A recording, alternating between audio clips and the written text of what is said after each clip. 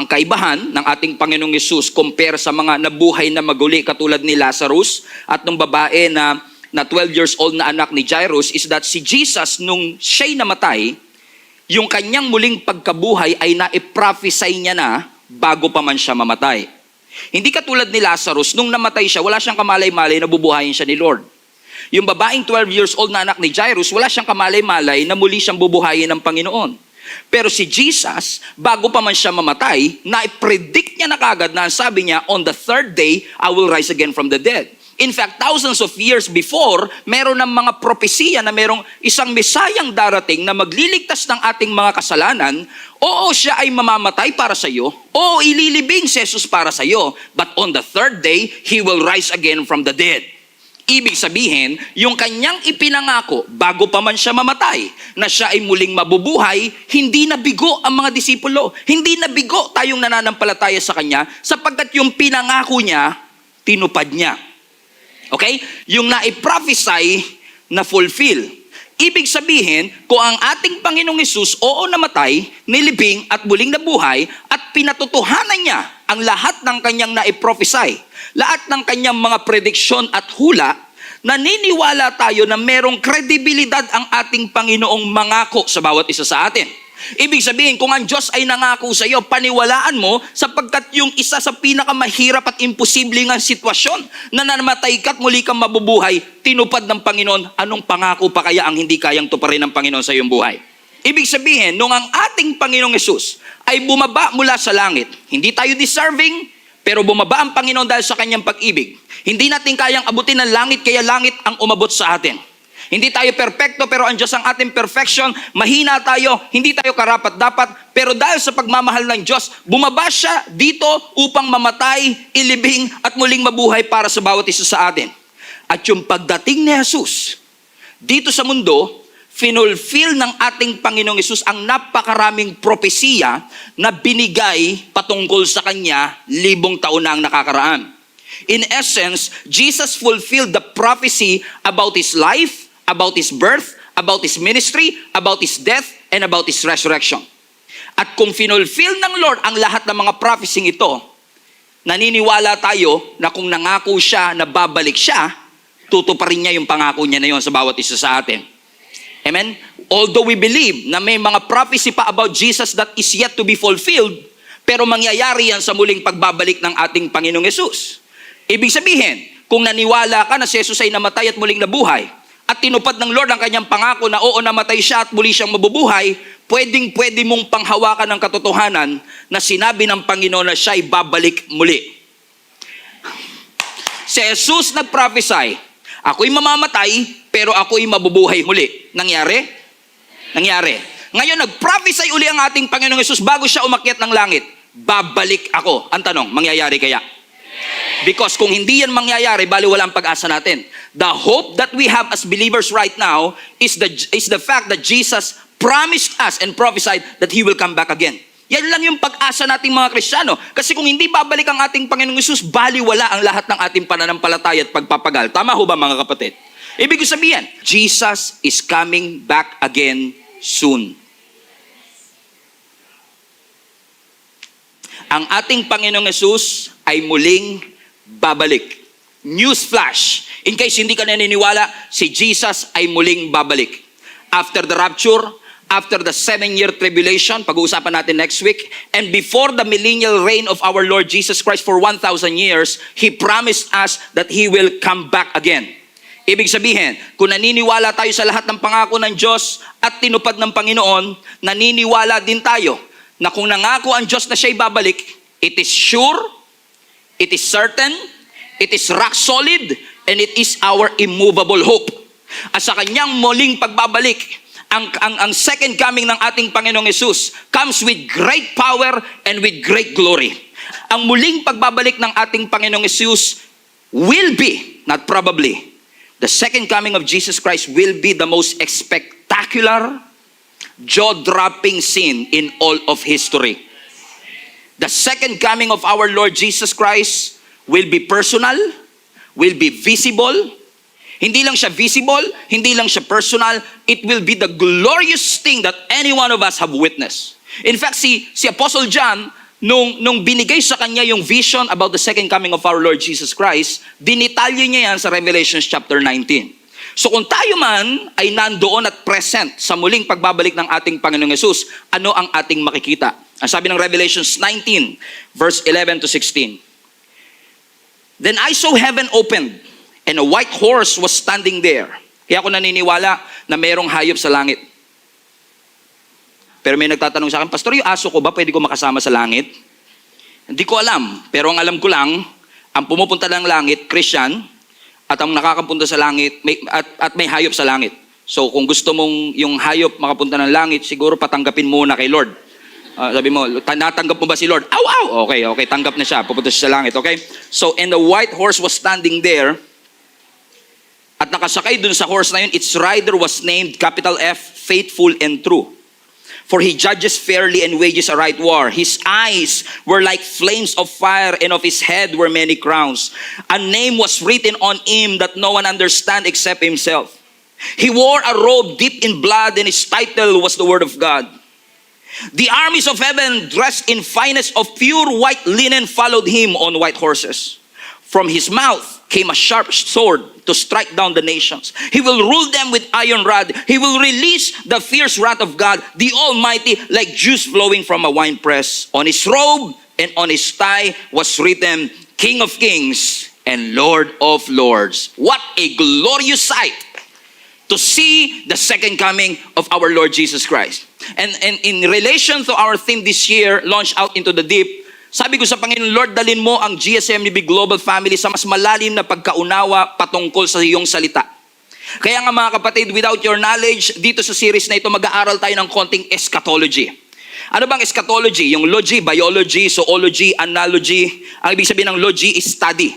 So pag sinabi mong eschatology, eska, ibig sabihin last, huli. So eschatology means study of the last things. Pag-aaral patungkol sa pinakahuling mga pangyayari sa ating buhay. And I believe that today, in our generation, we are already in the last of the last days.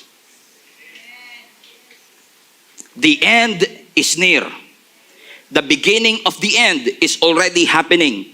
In fact, lahat po ng nangyayari sa ating kapaligiran was prophesied in Daniel, in Zechariah, and all 21 chapters of Revelations was pertaining to the future that is to come. Although ang eschatology ay kinukonsider na controversial, non-practical, hindi masyadong magkasundo ang maraming Christians, maraming Bible scholars, kung ano ang timing ng rapture, kung kailan ba darating ang Great White Throne, kailan ba ang Armageddon and all of that, sino ba ang Antichrist, ano ba itong Antichrist na ito, susubukan natin pag-aralan yan in the weeks to come. Pero alam ko hindi tayo magkasundo sa timing na ito, pero alam ko lahat tayo nagkakasundo, si Jesus ay muling babalik.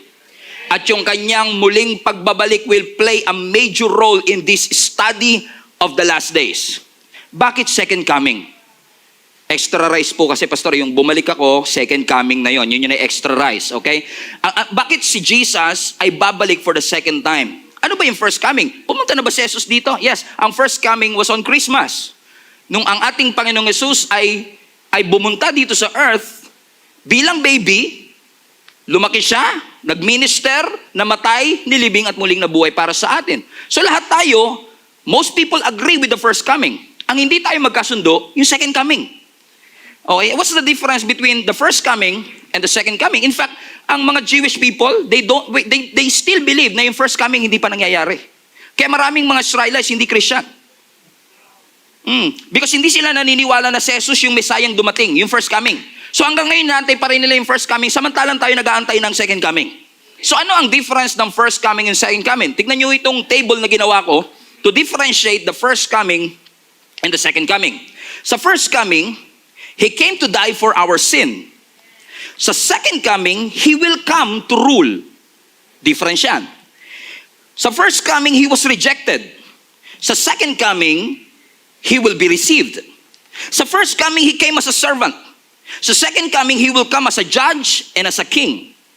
So ibig sabihin, merong major difference between the first coming and the second coming. So ibig sabihin, wala tayong problema sa first coming. May problema tayo saan? Sa second coming. In fact, the generation of believers believed na sa panahon nila darating yung second coming.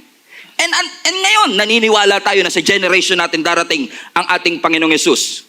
Amen? Kung kaya't may mga tao, lalo yung mga hindi naniniwala sa Diyos, lagi tayong sinusubok, lagi tayong pinipersecute. Ilang libong taon na yung pinangakong second coming, hindi naman bumabalik. Ilan ng mga religious leaders ang nag-predict ng muling pagbabalik ni Jesus, hindi naman nangyari. Baka naman hindi na totoo yung Diyos ng pinapanampalatayaan ninyo. Baka naman yung pangako niya, hindi niya na kayang tuparin. Posibleng mangyari at posibleng pinagdadaanan natin. Pero huwag kayong mabahala kasi si Peter mismo inassure tayo na merong mga taong tatawa sa iyo kung naniniwala ka muling babalik si Jesus. Ano sabi ng 2 Peter chapter 3 verse 3? Una sa lahat, first of all, dapat niyong malaman na sa mga huling araw ay pagtatawanan kayo ng mga taong namumuhay ayon sa sarili nilang pagnanasa. Verse 4, sasabihin nila, nangako siyang darating, hindi ba? Nasa na siya? Namatay na yung mga ninuno, wala pa rin pagbabago, buhat ng likay ng mundong ito. Ibig sabihin, predict na kagad ni Peter. Sa tagal ng muling pagbabalik, na ini-expect ng taong sa lifetime nila darating, may mga taong magsasabi sa'yo, hindi naman dumating sa lifetime. Ilang December na ang predict na darating si Jesus. Magbantay kayo sa December 21, alas 8 ng gabi, tumingin kayo sa langit at makakakita kayo ng mga senyales ng muling pagbabalik. Ilang religious leaders na ang nag-predict ng muling pagbabalik ng ating Panginoong Hesus. At today, kung mag-i-stick kayo hanggang dulo, sasabihin ko sa inyo ang eksaktong oras at araw ng muling pagbabalik. Hindi ka naniniwala. Tama, hindi na rin kayo naniniwala. Amen? Bakit? Kasi sinabi ng scripture, hindi natin malalaman kung kailan. Alam natin ang season, alam natin nasa huling araw na tayo, pero hindi natin alam ang eksaktong araw. Ibig sabihin, the beginning of the end is already happening. But I can certainly say to you, with confidence that Jesus is coming back. So nasa huling araw na nga ba tayo? Are we in the end times? Tayo nga po ba ay nasa mga huling araw na? Alam niyo mga kapatid, marami din ang nagtatanong katulad ng mga unang disciple, tinanong nila si Jesus, Lord, sabi mo babalik ka, anong senyales na ikaw ay muling babalik? Sumagot ang Panginoon. Ang sabi ng Matthew chapter 24 verse 3, habang si Jesus ay nakaupo sa bundok ng Olibo, and I believe the Mount of Olives, merong matinding part sa muling pagbabalik ng ating Panginoong Hesus. I actually believe in my opinion that Jesus will come back at that exact place, in the Mount of Olives. Pahilihim siyang tinanong ng kanyang mga alagad, kailan po ba mangyayari ang sinasabi ninyo? Yung pagbabalik niya. Ano po magiging palatandaan ng inyong muling pagparito at katapusan ng mundo? Sino sa inyo nagtatanong, kailan ba matatapos ang mundo? Sabagay, concern nyo muna ngayon yung katapusan ng buwan, di ba? Kung kailan kayo magbabayad. Okay, wala na muna yung katapusan ng mundo. Okay, so nagtatanong sila, kailan ba ang katapusan ng mundo? Sumagot si Jesus. Verse 4, mag-ingat kayo upang hindi kayo maligaw ng kahit sino. Maraming pupunta sa inyo sa pangalan ko at magpapanggap silang Kristo. Meron ba? Meron bang pumupunta at nagpapalaganap na sila na ang susunod na Kristo? Appointed? Okay. Mag-ingat daw kayo sapagkat marami siyang maliligaw. Verse 6, makakarinig kayo ng mga gera, labanan at makakabalitan ng mga digmaan sa iba't ibang dako. Nangyayari? Nangyayari. Ngunit huwag kayong mabahala. Dahil talagang mangyayari yan. Yun.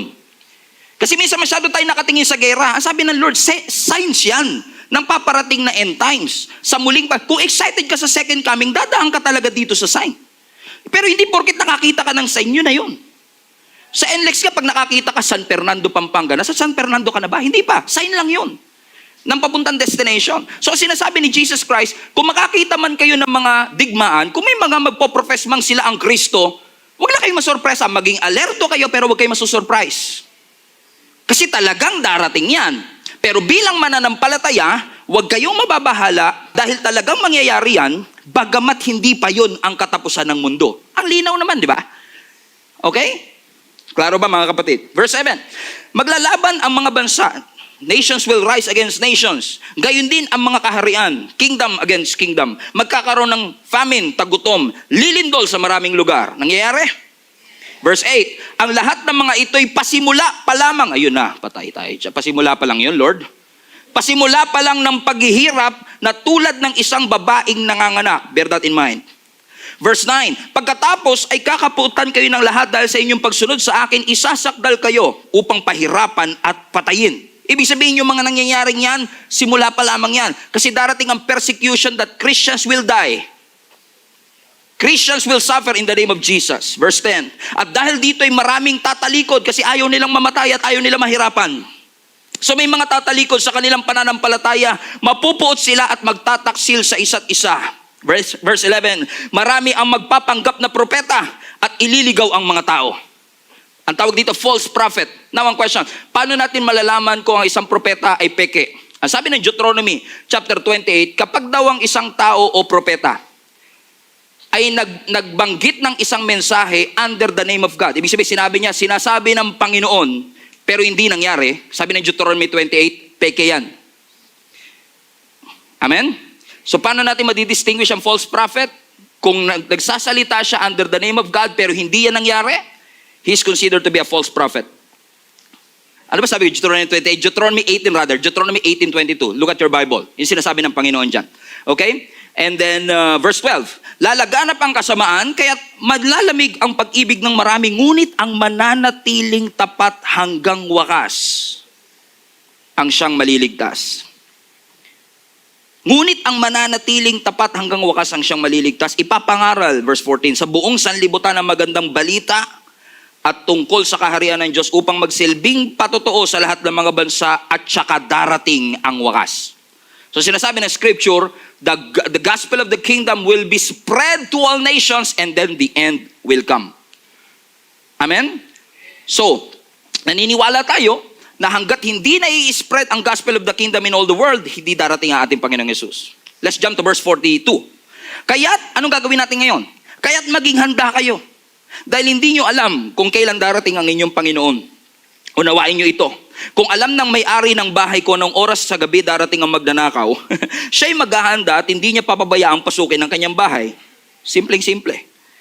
Kaya't lagi, verse 44, kaya't lagi kayong maging handa sapagkat darating ang anak ng tao sa oras na hindi nyo inaasahan. So ano daw ang mga senyales? May mga wars and rumors of wars, may famine, and alam natin na may mga wars and rumors of wars, may mga earthquakes, pero ang tanong na marami sa akin, Pastor, dati na may earthquake eh. Dati na may mga digmaan. Sa tagal na niyang digmaan eh, ilang henerasyon na dumating, kung yun ang sign, di dapat dumating na ngayon. Tama ho ba mga kapatid? Pero napansin niyo yung sinabi ng scripture, ang definition, ang clue natin sa muling pagbabalik ni Jesus ay parang babaeng nanganganak. Ang tawag dyan, birth pangs. Yun yung sakit na nararanasan ng babae, yung contraction. Kapag malapit na siyang manganak. Alam natin yan, di ba? Ang sabi ng Panginoon, parang babaeng nanganganak. Pansinin niyo ang babaeng nanganganak, habang palapit ng palapit sa birth, pa-intense ng pa-intense ang sakit, at padalas ng padalas ang sakit. So para malaman mo na malapit na, yung intensity tumitindi, at yung frequency lumalapit. Mas madalas, mas mahirap. Klaro? May digmaan na noon, pero mas maraming digmaan ngayon. May mga earthquake na noon, pero habang tumatagal, parami ng parami ang earthquake. May famine na noon, pero parami ng parami. Ibig sabihin, yung intensity at yung frequency, palapit ng palapit. Ibig sabihin, ang sinasabi ng Panginoon, yan na. Senyalis na yan. Pero hindi pa darating. Yan pa lang ang mga senyalis ng muling pagbabalik ng ating Panginoong Yesus. May mga maglalabas sa mga false prophet. Dati nang may false prophet, dati nang may mga false Christ. Pero ngayon, naglabasan ang napakaraming false Christ. Intensity and frequency. At ang lawlessness, dati nang may mga lawless people, pero ngayon matindi ang lawlessness. Ang pag-ibig has gone cold. At ang pinakamatindi, and the gospel will be preached in all the world. Nung unang panahon pa naman sinishare ang gospel, di ba, Pastor? Oo. Pero sa social media era that we have right now, yung sinasabing preach the word to the ends of the earth, mas posible ngayon compare before. Amen? So it is a clue that the end is near. In fact, ngayon yatang generation ang may pinakamaraming Christians in all generations. At ibig sabihin, mas maraming Christian. Kasi nung bata ako, pag naririnig ko yan, the gospel will be preached in to the ends of the earth, alay ko sinasabi, dapat pala maghiwa-hiwalay na tayo para mapabilis. Kasi dati pupunta ka lang ng probinsya, ilang araw ka magbabarko. Parang hirap-hirap ng buhay. Pero ngayon, kahit nasa bahay ka, mag-live ka lang sa Facebook, everyone in the whole world have access. Mag-picture ka ngayon sa cellphone mo, in 2 seconds, nasa Brazil na kagad yun. Nauna man yung sinasabi ko, So ibig sabihin yung intensity and frequency is already here. So ang tanong, how can you be so sure, Pastor, na ang ating Panginoong Jesus ay muling babalik? I'm very, very sure. You know why? Kasi yung sinasabi ng Bible at yung nangyayari sa ating kapaligiran ngayon, by the way, this was written thousands of years ago. And yet yung lahat ng kanyang prophecy was happening in our generation. It adds up. It adds up. In fact, ang sabi ng scripture, sa muling pagbabalik ni Jesus, ikakasal tayo sa Kanya. Excited ba kayo ikasal kay Jesus? Sino sa inyo excited na ikasal? Lalo yung mga single, no? Lord, salamat! Diba, kahit hindi ako makasal dito, at least may pag-asa pa. At mas grabe pa yung celebration pagdating doon, wala pang gastos. Amen. Amen. Ang sabi ng scripture sa Revelations 19, tignan nyo to mga kapatid, kasi lahat tayo ikakasal kay Lord. Revelations 19 verse 7. Let us be glad and rejoice and give Him glory, for the marriage of the Lamb, Jesus, has come. And His wife, His bride, the church, tayo yun, has made herself ready. In other words, sa muling pagbabalik ni Jesus, sa second coming of our Lord Jesus Christ, kapag tayo ay na-caught up in heaven, we will be raptured. Sabi ng scripture, the 7-year tribulation will come. And then the millennial reign of Jesus Christ will come. Sa muli niyang pagbabalik in the second coming of our Lord Jesus Christ, lahat ng kanyang mga anak, ikaw at ako, kung nanampalataya ka, genuine sa ating Panginoong Hesus, tayong lahat, the church will be married, ikakasal sa ating Panginoon. So while I was reading this concept na ikakasal tayo sa Panginoon sa kanyang muling pagbabalik, napatanong ako. Sabi ko, meron kayang relationship ang Jewish wedding? Kasi pansinin nyo, every time na pinipreach ni Jesus ang second coming, ang laging illustration niya, kasal. Pansinin nyo, laging kasal. So sabi ko, meron bang relationship yung second coming ni Jesus Christ sa Jewish wedding? So nagkaroon ako ng konting pag-aaral paano ba ginagawa ang Jewish wedding compare sa culture natin, kasi sa culture natin, ibang-iba sa culture ng mga nasa Middle East. So pinag-aralan ko ano ang relationship ng kasal ng mga Jewish people sa second coming ni Jesus Christ. And what I found out, it's something that will blow your mind. Are you ready? Now, sa Jewish wedding, hindi katulad natin, ligawan mo, sagutin ka, engage, kasal. Sa Jewish wedding, iba. May mga tinatawag silang stages of wedding. Ang unang stage ng pagpapakasal ay yung tinatawag nilang betrothal stage. Nandito sa screen para mas maunawaan ninyo. Ano nangyayari sa betrothal stage? Sa betrothal stage, yung groom, iiwan niya yung kanyang bahay, magta-travel siya sa bahay ng babaeng kanyang papakasalan para ito'y bilhin. Huwag kayo magugulat sa pagbili. Kasi kung kayo, taas kamay lahat ng mga nasa Middle East, lalo yung mga nanonood online. Nung nakapunta ako ng Qatar, one day habang nagbabiyahe ko kami, ang dami ko nakikita mga bahay na punong-puno ng Christmas lights, hindi naman Pasko. Ang liwanag kahit gabi. So nagtanong ako, bakit ganun yung mga bahay nila? Ang liwanag, punong-puno ng ilaw. Pastor, kaya maliwanag yung bahay na yun. Ibig sabihin yung babae sa loob, pwede nang bilhin. Okay? Ibig sabihin, yung lalaki, halimbawa ako, may intention ako magpakasal, pupunta ngayon ako, available. Punta tayo ngayon dyan, okay? Ibig sabihin, available ka, may pera ka, pwede kang pumunta ron to actually purchase her. Amen? Sa susunod, pag nakapasok ka na sa bahay, magbibigay ka ng token o dowry. Magbibigay ka ng, sa atin di ba meron din sa mga unang panahon, na mga token na sinasabi mong, okay, can afford ako. Kaya ko siyang bilhin in essence para aking maging asawa, kaya ko siyang suportahan. At kapag tinanggap ng bride, ito naman na maganda, kailangan pa rin tanggapin ng bride. Pag tinanggap ng bride, yung payment, magpipirmahan sila ng kontrata ngayon. Ang tawag dun sa kontrata is ketubah. Meron silang signing of the contract. Ibig sabihin, ikaw ngayon ay engaged na sa akin. Ito yung nangyari kay Mary and Joseph. Kaya nagulat si Joseph, di ba, nung nalaman buntis si Mary, betrothal na kami. May pirmahan na kami ng kontrata, tapos bigla kang buntis. Hiwalayan ko na yan. Di ba kaya sabi niya, I will divorce her. Naalala niyo mga kapatid? Mary and Joseph, nanay tatay ni Jesus. Come on, review. Okay. Second coming na tayo. Ano pala? Christmas pa lang tayo. Okay. Very good. So, nagpipirmahan sila, ketubah. And then, pagkatapos nun, pag nag-agree ang parehong party, pati mga magulang, mag-iinom sila ng wine. Okay? Pagkatapos ito, sa stage 2, mga kapatid, pupunta sila sa tinatawag nilang presentation. So ngayon, nagpirmahan na ng kontrata. Ibig sabihin, kahit anong mangyari, engaged na tayo ay kakasal. Ang gagawin ko ngayon, uuwi ako sa bahay ko, bilang groom, at maghahanda ako ngayon ng bahay na titirhan namin. Ang tawag doon is presentation stage. Ang tawag doon is kiddushin or engagement, kung saan ang groom, babalik siya sa kanyang bahay at magko-construct ng kanilang magiging bahay. In essence, ipaghahanda niya ng bahay yung kanyang bride. At pagkatapos niya maipaghanda ng bride, ang gagawin ng groom is he will return. Pag natapos yung bahay, tsaka siya babalik sa kanyang bride. Pero ang catch is this, hindi alam ng bride kung kailan siya babalik. Interesting, isn't it? So, most of the time, 1 year. Pero minsan mas maaga sa 1 year. Kaya naaalala niyo yung parable of the 10 virgins? Di ba may hawak sila mga lampara, hindi nila alam kung kailan babalik yung bridegroom. Kaya walang oil yung iba may oil, at kailan babalik? Di ba nung may sumigaw na, andyan na ang groom! Tsaka lang nila. Wala silang kamali-mali kung kailan. Nag-aantay lang sila sa muling pagbabalik ng groom. Ine-expect nilang babalik, pero hindi nila alam kung kailan. And then, sa kanya muling pagbabalik stage 3, yung tinatawag nating ceremony. So, darating ang groom, pero i-announce ang kanyang pagdating sa pamamagitan ng pagsigaw. So, sisigaw ngayon, andyan na ang groom! At lahat sila ma-alert. And upon arrival, the bride will remain hidden for 7 days. Lalo yung mga sobrang critical sa kanilang culture, hindi mo na lumalabas ang bride for 7 days. Ang bride will remain hidden for 7 days. Habang hinahanda yung ceremony ng kanilang kasal, at pagkatapos ng ceremony, ang pinakauli sa lahat, i-consummate nila, verse 4, they will consummate their marriage and live together as husband and wife. Doon na mapupunta sa honeymoon stage.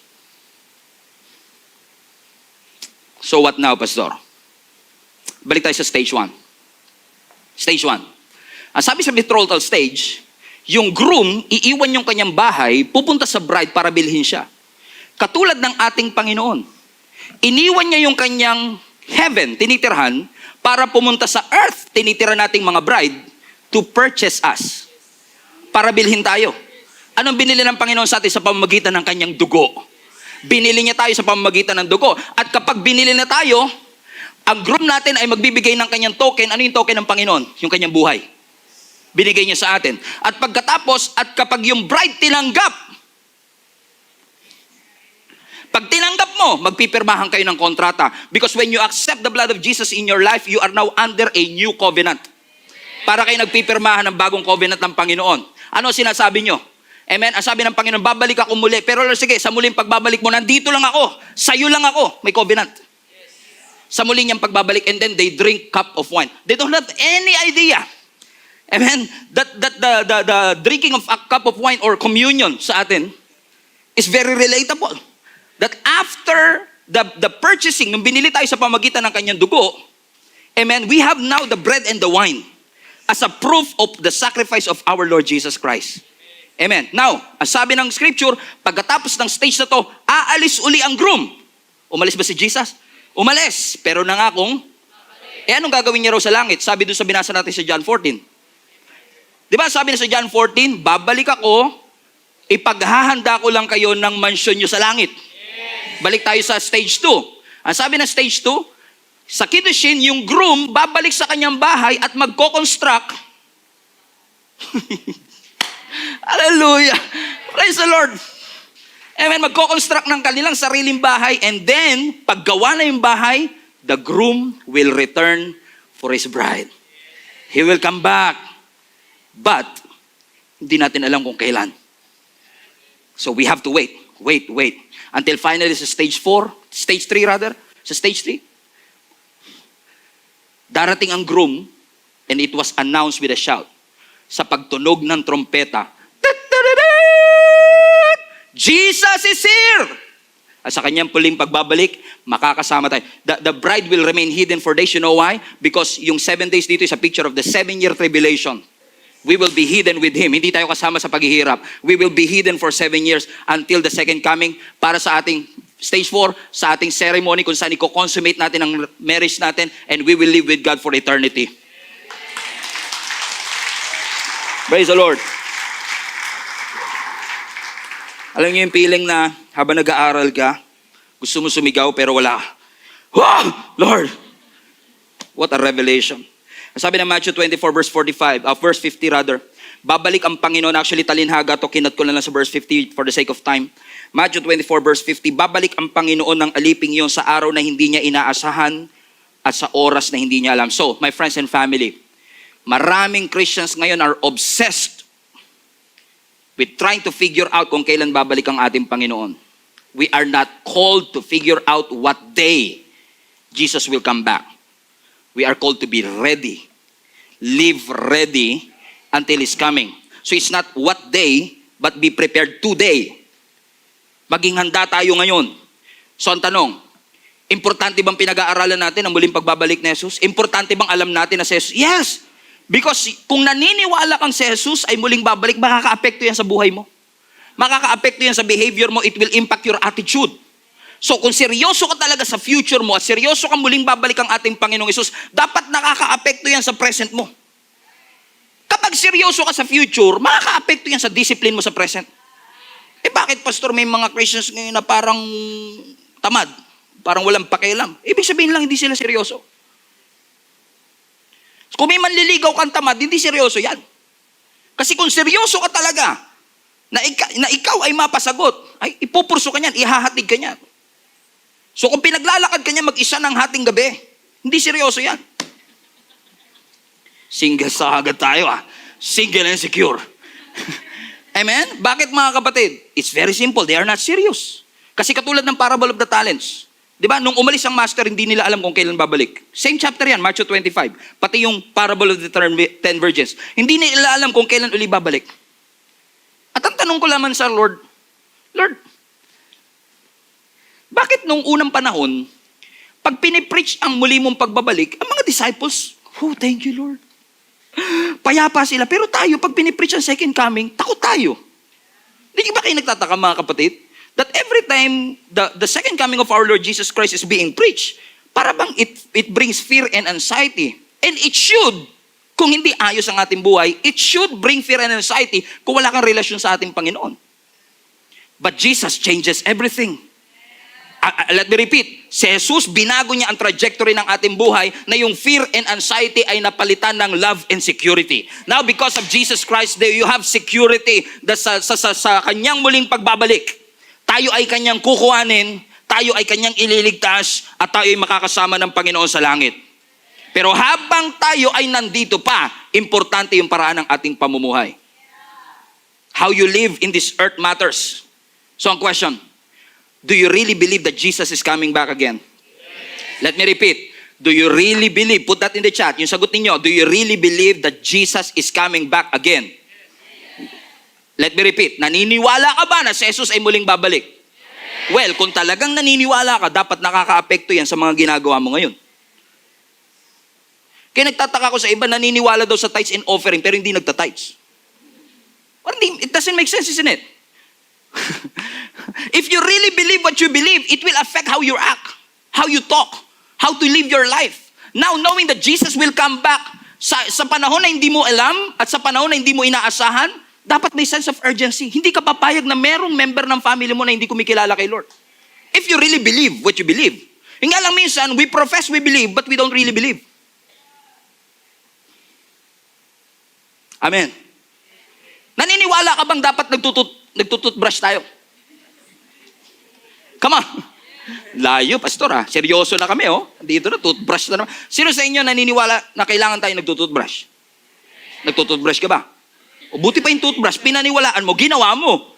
Pero minsan tayo naniniwala tayo sa muling pagbabalik ng ating Panginoong Jesus, pero bakit walang epekto? Bakit parang we're still complacent? Amen? Alam niyo kung bakit most of Christians right now, sabi nga ng scripture, sabi ni Apostle Paul, even the elect will be deceived pagdating ng last days.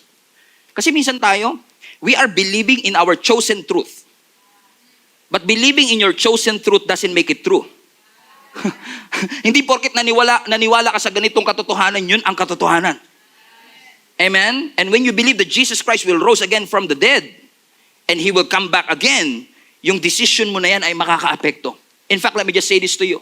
Kahit ikaw ay tumanggap na sa ating Panginoong Yesus at meron kang assurance na kung ikaw man ay babawian ng Lord ng buhay, ikaw ay mapupunta sa langit, yung paraan ng iyong pamumuhay dito sa mundo ay dapat nakaka-apekto pa rin dun sa paniniwalang meron ka. Yes, hindi ka niligtas sa pamamagitan ng mabubuting gawa, pero yung mabubuting gawa na yan ay hindi mawawalan ng saysay sa muling pagbabalik ng ating Panginoong Yesus. Bakit? Kasi ang sabi ng scripture, lahat ng tao ay haharap sa judgment seat of Christ, sa harapan ng ating Panginoon at ipagsusulit natin ang lahat ng ating mga ginagawa.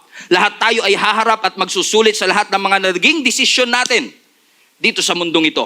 Kaya nga ang pakiusap sa atin ni Apostle Paul, ikaw man ay kasama ang ating Panginoon, dapat tayong lahat ay mabuhay na kasama siya at merong expectation na sa kanyang muling pagbabalik kasama niya tayo na maliligtas. Ibig sabihin, it will affect your decisions right now. Bakit? One day haharap tayo sa dambana, sa judgment seat of Christ. Amen? Ang sabi ng 2 Corinthians chapter 5 verse 8 to 10. Verse 8, we are confident, I say, and would prefer to be away from the body and at home with the Lord. So we make it our goal to please Him. Listen, make it your goal to please the Lord while you are here on earth. Sabi mo sa katabi mo, i-goal mo na parangalan ng Panginoon habang ikaw ay nandito. Tanyo, ayaw nyo nga sabihin. Amen. Sabi mo sa katabi mo, i-goal natin na parangalan ng Panginoon habang tayo ay nandito sa mundong ito. Maaaring sinasabi ng iba, bakit ko pa i-goal? Ang goal ko lang, pastor, mapunta lang sa langit. Masaya na ako Bakit ko pa kailangan i-goal na parangalan ng ating Panginoon? Sabi nga ni Apostle Paul, we make it our goal, verse 9, to please Him whether we are at home in the body, ibig sabihin nasa katawan ka pa, yung kaluluwa mo, or away from it. Buhay ka man o patay. Dapat ang goal mo, parangalan ng Panginoon. Bakit daw? Verse 10, because we must all appear before the judgment seat of Christ, so that each of us may receive what is due to us for the things done while in the body, whether good or bad. Ito na. Yun na nga ba sinasabi ko, Pastor, kaya ayoko talagang invite yung kasama ko dito ngayon sa bahay kasi baka mamaya ito na namang second coming, scare tactics na naman to, tatakutin mo na naman kami na kami haharap sa dambana ng judgment ng ating Panginoon. Kaya naman pag natakot ka talaga, Lord, sige na, tinatanggap na po kita. Sige na, Lord. Pati aso ko sama mo na. Aw, di ba? Pagharap natin sa ating Panginoong Yesus, kung ikaw ay totoong believer ng ating Panginoong Yesus, God will not judge us based on our sin. Because our sins are already paid for by the blood of Jesus at the cross. So kung haharap ako sa judgment seat, wala itong kinalaman sa aking kasalanan, ba't pa ako haharap sa Panginoon sa kanyang judgment seat? Ang key, mga kapatid, is in the Greek word of the word judgment seat. Ang judgment seat of Christ, everybody say judgment seat. Marinig pa lang kasi natin judgment seat, diba? Takot na takot ka na, judgment, di ba? Uy, judgment. Pero actually, ang judgment seat, mga kapatid, is also known as Bema. Bema seat of Christ. Everybody say Bema. Now, alam ko hindi tayo familiar sa Bema, pero ang ibig sabihin ng Bema, mga kapatid, I have this picture with me. Sa sports kasi, ang mga Greek, sila nagpasimuna ng Olympics. Okay? Sila nagpasimuna ng Olympics at meron silang tinatawag na Bema seat kung saan doon nakatayo yung judge para kung may nanalo, first, second, third, siya yung nag-a-award nito. Naunawaan niyo, mga kapatid? So lahat ng judge na nakaupo doon sa judgment seat o ang tawag nila ay Bema seat, diyan nakaupo ang judge to give awards sa mga athletic position. Okay? Bakit kaya ito ang ginamit ni Apostle Paul na analogy? Because ang mga taga-Corinth, they love sports. Kaya pansinin niyo sa Apostle Paul, in all of his epistles, madalas niyang gamitin yung analogy ng sports. Yung pagtakbo, run the race with endurance, the race that God has set before us. Mahilig siya sa sports. No? Pansin niyo ba? Amen? Kaya dito sinasabi ni Apostle Paul, you will face the judgment seat of Christ. Ang Greek word dito is the Bema seat. When Christians are facing the Bema seat of Christ, you will not be judged if you will go to heaven or not. So it's not about the issue of your salvation. It is the issue of your stewardship. Naging mabuting katiwala ka ba sa mga bagay na pinagkaloob sa atin ng Panginoon? Bakit the moment you accepted Jesus Christ as your Lord and Savior and you live your lives worthy of the calling to which you have been called, there is an assurance because of the faith that you have in Jesus Christ that you are saved by grace. Not by works. Pero hindi ibig sabihin hindi ka na mag-work. Kasi hindi ka saved by works, pero yung works mo i-judge pagdating ng dulo para malaman mo kung meron ka bang corona o wala. Kaya maraming takot, mga kapatid, sa judgment seat. Akala nila lahat tayo haharap, tas doon kasi di ba naniniwala kasi kayo sa mga pelikula na papanood nyo? Di ba sa mga pelikulang napapanood natin, aakyat ka sa langit, pagdating mo doon, kasama mo yung maraming mga Christians, 7 billion people, nasa lobby kayo ng heaven, may malaking screen na nandun. Tapos papanoorin nyo lahat ng mga kalokohang ginawa mo nung ikaw'y bata ka. Yoko. Di ba? Kaya takot na takot tayo kasi nahihiya tayo. Paano kung nandito yung kasamahan ko? Paano kung nandito yung mga kasamahan ko? Because we are afraid na makita natin ang ating mga kasalanan doon sa screen na yun. By the way, hindi biblical na may screen sa Bible, may screen sa heaven, although naniniwala kong posibleng meron kasi advanced technology meron sigurado ang heaven. Internet is faster than, hallelujah, praise God. Wild imagination lang hindi biblical. Pero ang sinasabi ko mga kapatid, I believe with all my heart that when we face the judgment seat at tayong lahat ay nasa isang arena katulad noon at tatawagin tayo, Stephen Prado, haharap tayo sa ating Panginoong Hesus. Hindi para husgahan, punta ka man langit o impyerno. Kasi napaka-cruel naman, di ba? Nasa langit ka na, papababain ka pa? Ano yung pinasilip lang sa yung labi? O total nasilip mo na, o inggit ka sa kanila, baba ka ngayon sa that doesn't make sense, isn't it? If you will go to heaven, you will go to heaven. If you will go to hell, you will go to hell. Amen? If you renounce Jesus as your Lord and Savior at ni-refuse mong tanggapin si Jesus bilang Panginoon at tagapagligtas, walang salvation sa iyo, kapatid. Pero the moment na tinanggap mo ang ating Panginoong Jesus as your Lord and Savior, and you live your lives by the grace of God worthy of the calling to which you have been called, naniniwala ako, you got born again, and since you got born again in the Spirit, you will be with God in heaven, together with your family and friends. Kaya ako naniniwala mga kapatid, may nagtanong sa akin, Pastor, pagdating ba natin sa langit, magkakakilala ba tayo? I think so. I think magkakilala tayo. You know why? Kasi napansin niyo yung story ng ni Lazarus at yung rich man na napunta sa Hades, na sinabi nung rich man, Abraham, pwede niyo po bang utusan si Lazarus na ilagay niya lang po sa tubig yung kanyang daliri, ilalagay ko lang po sa dila ko sa sobrang init? Ibig sabihin, kilala niya. Tama? Si David, minsan nanalangin siya nung namatay yung kanyang anak. Sabi niya, Lord, one day I will see him in heaven. So I really believe magkakilala tayo. Tsaka it doesn't make sense. Tingnan niyo halimbawa, tinawag ka, Stephen Prado, husgaan ka sa iyong mga ginawa. Babalikan natin ang iyong buhay. Ikaw ay naging pastor ng Jesus is Alive community. Naging pastor ba ako? Ang asawa mo ay si Jenny Prat.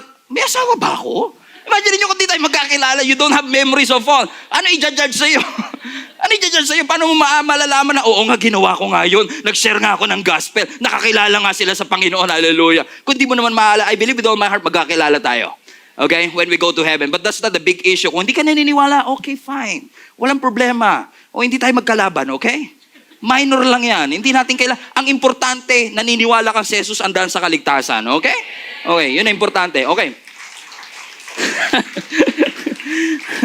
Amen? Bakit? Pagharap natin sa Bema Seat, ano ang titignan ng Panginoon? 1 Corinthians chapter 3. We're about to close.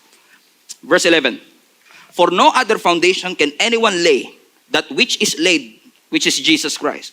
Now, if anyone builds on his foundation, his life, with gold, silver, and precious stone. Everybody say gold, silver, precious stone. Maganda yan. Group A. Or wood, hay, and straw. Group B. Each one's work, bawat gawa natin, will be clear, for the day will declare it. Because it will be revealed by fire. Para yung susunugin yung gold, silver, and precious stone, susunugin yung wood, hay, and straw, and the fire will test each one's work of what sort it is. Verse 14. If anyone's work, gold, silver, or precious stone, or wood, hay, and straw, which he has built, it endures. Ibig sabihin, nung sinunog, hindi nasunog. He will receive a reward. Verse 15. And if anyone's work is burned, yung kabila naman, nalunod, he will suffer loss. But he will be saved. So kahit yung gawa mo, wood, hay, and straw, nasunog, wala kang crown, pero at least ligtas. Thank you, Lord. Pasang-awa nga lang. Hallelujah. Amen. Sabi mo sa katabi mo, huwag ka naman pumayag na pasang-awa ka lang. Hallelujah. Amen. Bakit? Ako, I'm an advocate na dapat tayong mga Christian, hindi natin pinupurso maging pasang-awa lang, okay na tayo. Mababang goal yan. Alam niyo kung bakit? Think about this. Ang ibubuhay mo lang dito sa mundo 70 years. Kung umabot ng 70. Pero malamang sa kinakain natin, baka 55 pa lang no? Atakihin na tayo sa puso. 55 to 70 years old, napaka-ikse. Para magliwaliw tayo at magpakasasa. O kaya naman, ayoko mag-serve. Kilala ko si Jesus, tanggap ko siya, pero ayoko mag-serve. Ayoko magbigay ng tithes. Ayokong gawin ang pinapagawa ng Panginoon. Kaya nung sinunog dun sa Bema, ay, ubos lahat Wala kang corona. Pasado ka, pero wala kang corona. Imaginein mo, buong buhay mo sa heaven, wala kang corona. For eternity. And wala lang tayong time to study. Even pagdating natin sa langit, God will place us in levels of influences. May mga taong may mga influences doon, yung maraming crown. Yung maraming rewards, they have influences. So imagine niyo, ay okay lang sa akin makapasa kahit walang crown. Pero for eternity. Wala kayo. Talagang satisfied na kayo, no? Galing talaga ng logic ninyo.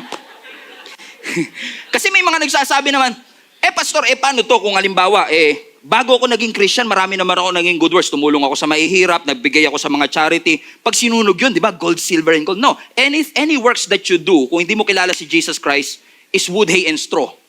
Kasi ang description ng Bible dyan is filthy rags. So lahat ng ginawa mo without Jesus Christ, all of them, is wood, hay, and straw. But every time you serve the Lord, you give to the poor, you share the gospel of Jesus Christ, and you do that with the right motive, sinunog ng Panginoon, wow, may eternal value. And all of us will receive crown. Ang sabi ng scripture, merong 5 types ng crown na pwedeng ma-receive ang mga Christian. We don't have time to study, pero kung disciplined ka, you have a crown. Kung may na-invite ka sa church at kumilala sa Panginoon, you have a crown. If you will endure until the end, you will have a crown. Ang mga pastors and leaders na naging tapat sa kanilang responsibility, you will have a crown. Ibig sabihin, wala dapat tayong takot pag humarap tayo sa judgment seat of Christ. Kasi kapag humarap tayo sa judgment seat of Christ, ang tinitimbang ng Panginoon, meron ka bang gold, silver, and precious stone? O ang iyong gawa ay wood, hay, and straw? And I pray na tayong lahat, when we face the judgment seat of Christ, ang makikita ng ating Panginoon is gold, silver, and precious stone. Amen. Imagine niyo to mga kapatid. Ang binayad ni Lord sa iyo, quality. Ang redemption mo, quality. Tapos yung buhay mo, cheap. Huwag ka papayag. You are paid with quality, redeemed with quality, but we live in cheap lives. Huwag ka papayag mga kapatid. Sulitin natin habang inaantay natin ang groom sa kanyang muling pagbabalik at kinoconstruct niya yung ating marital home. Sa iyong pag-aantay, make the most of every opportunity that you have to serve others, to read your Bible, to share the gospel to your family and friends, especially to your family. You know why? Kasi hindi lang ito yung judgment na kakaharapin ng tao. Kasi ang tanong, paano naman yung mga hindi kumilala kay Jesus? Pag umarap sila sa judgment seat of Christ, hindi sila haharap sa judgment seat, kapatid. Kapag sila ay hindi Christian at hindi kumilala kay Lord, ibang trono yung kanilang haharapan. Ang tawag dito is the Great White Throne. Iba ito sa Bema Seat, ibang judgment ito sa Bema Seat. Now I understand there are some people, some Christians that believe na lahat ng tao dadaan sa Great White Throne, at kapag okay ka sa Great White Throne, tsaka ka palang pupunta sa judgment seat. I acknowledge that. But upon reading, I can sense in my spirit that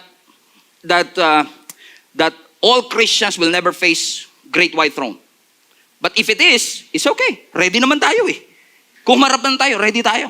Amen? Na naniniwala ako na ang mga hindi Christians na mga hindi Christian na tumanggap kay Jesus Christ will face the Great White Throne. Now, what will happen to the Great White Throne?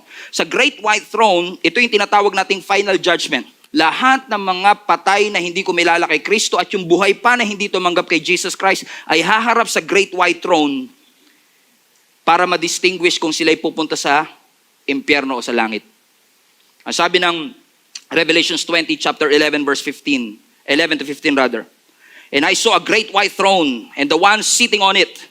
The earth and sky fled from his presence, but they found no place to hide. I saw the dead, both great and small. Both great and small. Mahirap, mayaman, may influence o wala. Pare-pareho silang haharap before God's throne. And the books, everybody say books. Pansin nyo, may S. The books of works will be opened, including the book of life, another book. And the dead were judged according to what they have done as recorded in the books. Verse 13, the sea gave up to its dead, and death and the grave gave up to their dead, and all will judge according to their deeds. Then death and grave were thrown into the lake of fire. This lake of fire is the second death, and anyone whose name was not found recorded in the book of life was thrown in the lake of fire. Every name will be checked. Ang pangalan mo ba ay nasa libro ng buhay? Kung wala ang iyong pangalan sa libro ng buhay, ang sabi ng scripture, ikaw ay tatapon sa dagat-dagatang apoy kasama ni Satanas na nandoon. Sarap sa pakiramdam that every Christian will face the judgment seat of Christ and will be determined if we are rewarded. Pero sa great white throne, hindi reward ang pinag-uusapan, kundi punishment. Papayag ka ba? I don't say this to emotionally drive you to do it, but I just want to prove a point here. Papayag ka ba na ikaw ay nasa Bema seat at ang iyong pamilya nasa great white throne? Do not. Kaya natin pinag-aaralan ng second coming of our Lord Jesus Christ is in order for every Christian right now, hearing under the sound of my voice, to have a sense of urgency. Malapit nang bumalik ang ating Panginoong Yesus at ang ating mga pamilya ay papunta sa great white throne. And we're not doing anything. Lagi ko nga ito sinasabi, minsan, pag inaaya natin ang ating mga family to go to church, punta kang church, mama. Sabi ng mama natin, ayoko. Okay po, sige, okay po. Ayaw mo po eh. Pero minsan, pag inaaya natin sa swimming, ma, swimming tayo. Ayoko, sige naman, mag-i-enjoy ka dun. Mangingitim ako dun. Ako nang bahala, sagot na kita. Buti pa sa swimming, pinipilit mo siya. Pero minsan sa church, isang hindi niya lang, okay na. Bakit parang mas may urgency pa tayo sa pag-i-invite sa swimming kaysa pag-i-invite sa kanila sa isang lugar na magkaka-apekto sa kanilang eternal value? Now, hindi ko alam ang inyong sitwasyon. Hindi wala po akong balak na kayo ay husgahan and to emotionally drive you today para konsensyahin tayo. And that's not the point. My point is this. We will be judged based on the decisions that we'll make here on earth. Reward or punishment? I will choose reward. The time has come na muli na malapit na dumating ang ating Panginoon. Kung hindi mo tatanggapin si Jesus bilang iyong tagapagligtas, you will be punished. But if you will accept Jesus Christ as your Lord and Savior, you will be rewarded. So if you really believe that Jesus is coming back, and if you really believe in hell, please do something with your family. Please do something with your friends. Please do something with your office mates. And if it's true, na talaga magkakakilala tayo pagdating doon, maaaring sasabihin sa atin ng iba, ang tagal mo nang alam tong Jesus, ba't di mo man lang sinare sa akin? And they will face the great white throne because they have no idea about the Jesus that we accepted in our lives. So my friends and family, I want to encourage all of you, even those who are watching us online, huwag kang maging tahimik pagdating sa pananampalataya mo sa Panginoon. Kung sa swimming, ini-invite natin sila with urgency, ililibre mo pa sila. Try to invite them to church. Kung hindi man natin sila ma-invite sa church, invite them to read the Bible on their own. Ma, basahin mo to, John 1. Tapos i-report mo sa akin kung ano natutunan mo. Or better yet, kung ayaw pa rin, magpatugtog ka ng Christian song sa bahay. Habang naguhugas siya ng pinggan, ewan ko lang kung di niya makabisado, sabayan niya, I believe in God the Father. I believe in Christ the Son. I believe in the Holy Spirit. My God is 3 in 1. Pag wala ka, kumakanta na yun mag-isa unti-unti. And they will have relationship. Ang problema, hindi kasi tayo intentional eh. Amen? Huwag kang pumayag pag sinabi ng tatay mo, ayoko. Pa, this is for your eternity's sake. Para ito sa iyong kinabukasan. Amen? Because we want to invite them. We want to let them know that Jesus is coming soon and we don't want them to face the great white throne. We want them to be with us in the Bema seat of Christ, accepting rewards. So ang Bema seat of Christ is a recognition day for all of us. Na para tayong sasabitan ng medalya ng ating Panginoon o ng corona for that matter, based on what we have done. So my friends and family, magkaroon tayo ng sense of urgency. John 14:6, Jesus said, I am the way. There's no other way. Jesus is the way. Jesus is the truth. And Jesus is the life. Good works is not the way. Coming to church is not the way. Hindi porket pumunta sa church, okay na. Ang Pepsi na nasa Coke na bottle, Pepsi pa din. Kahit pumasok ka sa McDonald's, hindi ka magiging burger. You have to have a personal relationship with our Lord Jesus Christ. Believe in the works of Jesus Christ. Kasi hindi natin alam kung ano mauuna. End of our world or end of the world. Katapusan ng buhay natin o katapusan ng mundo. Pero kung ano man ang mauna, I will continue to share the good works, the good news of our Lord Jesus Christ. Mga kapatid, alam kong darating ang ating Panginoong Hesus at malapit na, pero huwag kayong maging obsessed masyado trying to figure out itong pagbabalik ng ating Panginoon. Just continue to live your normal life. And just continue to share the gospel, make disciples, come to church, read your Bible, invite your friends and family. Just keep on doing that. And hopefully by the grace of God, we will continue to advance God's kingdom by doing so. Kasi minsan masyado tayong obsessed sa pag-aantay kung kailan darating, na hindi natin napag-aandaan na kung yung mga kapamilya ba natin ay nandun. Ang utos ng Panginoon, be prepared. Live ready, hindi sinabing be paranoid. Paranoia is not preparation. Huwag tayong maging paranoid dito mga kapatid. Kundi, maging seryoso tayo. Malapit na pong dumating ang ating Panginoong Hesus. At habang palapit ng palapit at pasakit ng pasakit ang birth pangs, patindi ng patindi ang intensity at frequency, kailangan magkaroon ng sense of urgency tayong mga Kristiyanong naniniwala kay Jesus. If you really believe that Jesus is the only way, share that to your friends and family. Share that to your family. Please, so that they themselves will encounter Jesus as their Lord and Savior. Amen? Be intentional about it. Alam ko kung gaano kayo katahimik right now, but I know God is speaking life into you, reminding you of the sense of urgency that we should have when it comes to this. This life is nothing. Wala po ito. Pero yung buhay na susunod, yung papalapit, yun yung buhay na mas importante. And God wants us to live with Him in all eternity. All for God's glory. In Jesus' name we pray. Let's bow down our heads.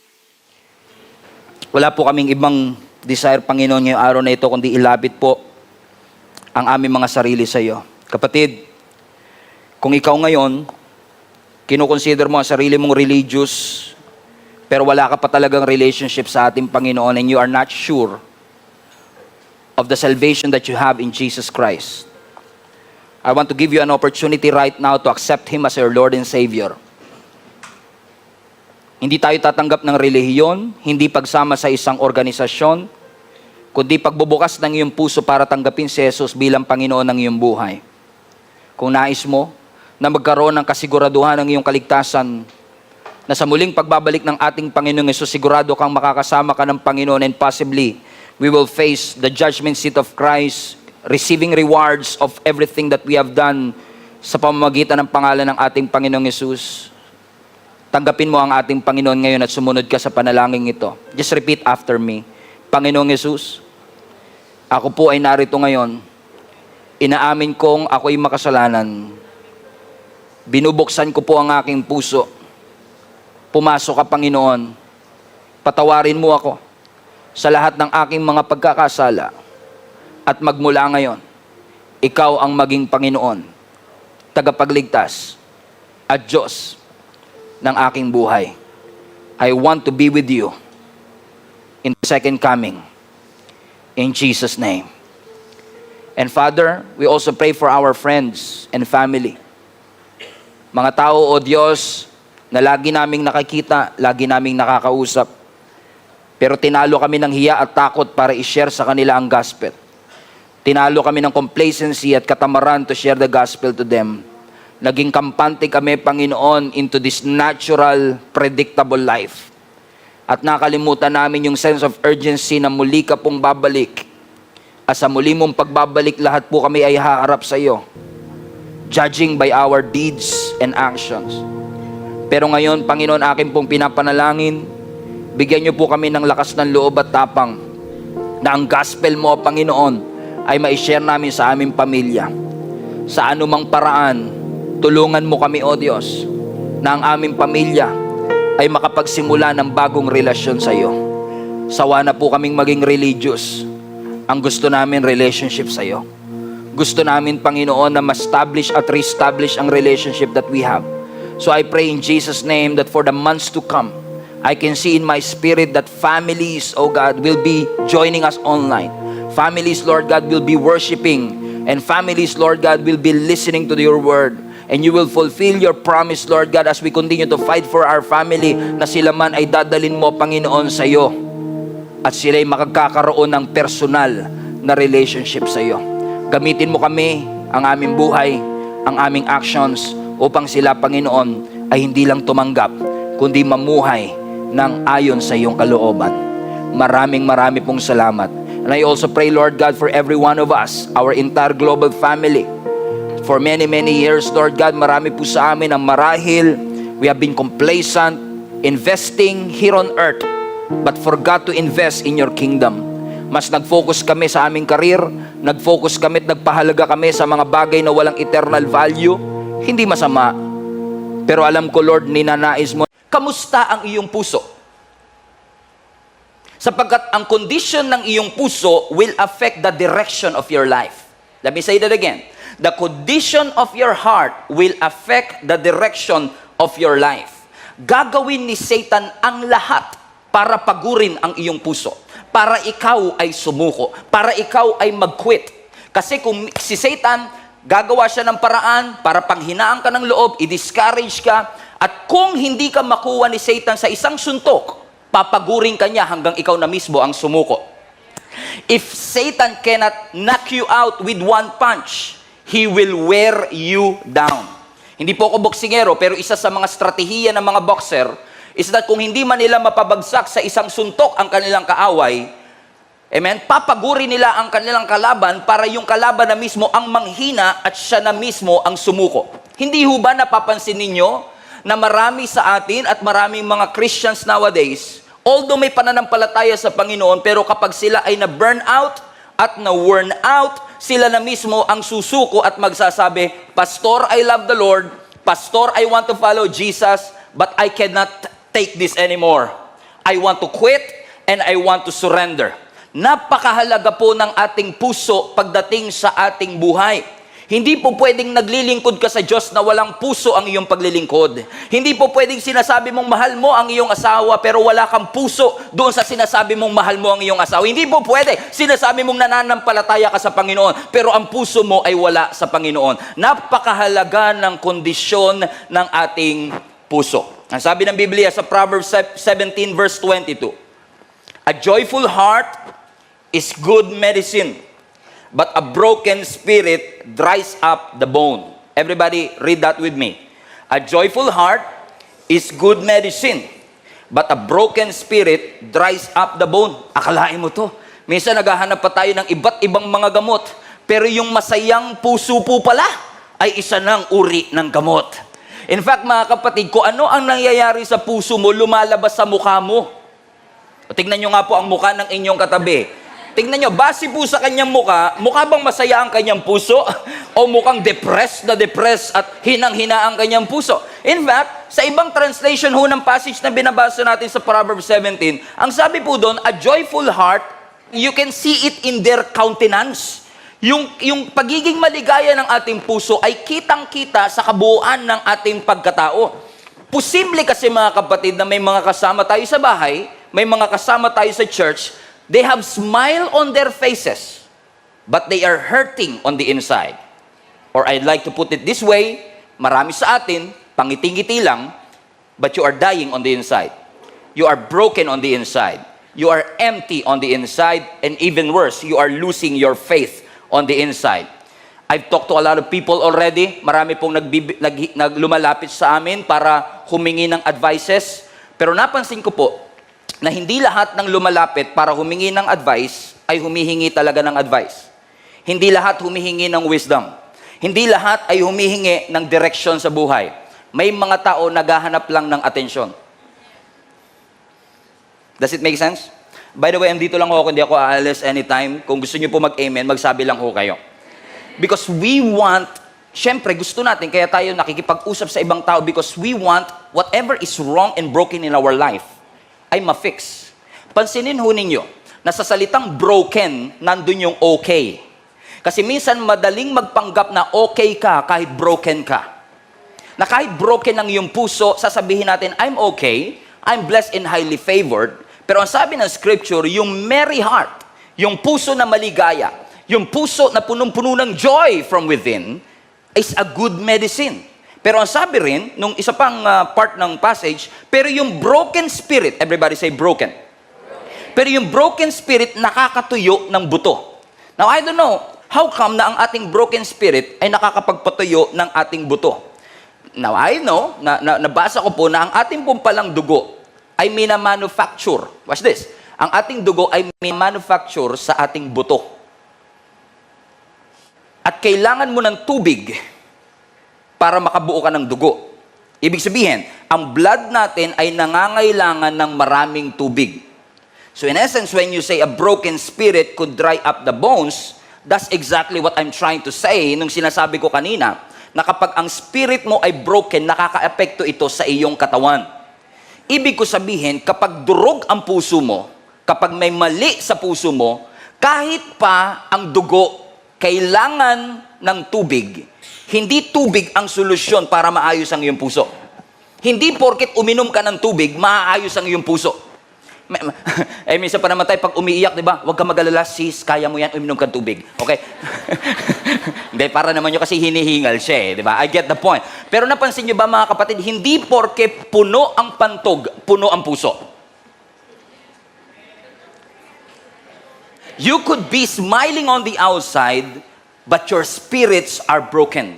Your soul is broken, and your heart is broken. And when I was studying this, mga kapatid, God showed me the life of David once again para ipakita ho sa atin yung journey ng kanyang puso. Mula sa inanoint siya ng Panginoon sa 1 Samuel 16 hanggang siya ay i-appoint para maging hari ng Israel. Marami po sa atin, in fact, kahit hindi po kayo Christian, marami ho sa atin ang pamilyar sa buhay po ni David na mula sa pagiging shepherd ay naging hari. Nag-antay po siya ng 15 taon. Everybody say 15 years. 15 years mula dun sa season of anointing hanggang dun sa kanyang seasons of appointing. Nung siya ay tinawag ng Panginoon, walang nakapansin at walang nakahalata na si David ay may potensyal. Nawala ang anointing kay Saul, nilipat na sa bagong hari daw, pero hindi alam ni Prophet Samuel kung sino iyon. Kaya nung pumunta si Prophet Samuel sa bahay ni Jesse, na tatay ni David, pinakita niya yung kanyang mga anak. 8 kasi yan eh. Yung 7 anak niya, si Eliab, si Abinadab, lahat yan ibinandera niya kasi sila yung mga pogi, sila yung malalaki ang katawan, sila yung mukhang hari. Pero ang sabi ng Panginoon sa 1 Samuel chapter 16 verse 7, watch this. But the Lord said to Prophet Samuel, pay no attention to how tall and handsome he is.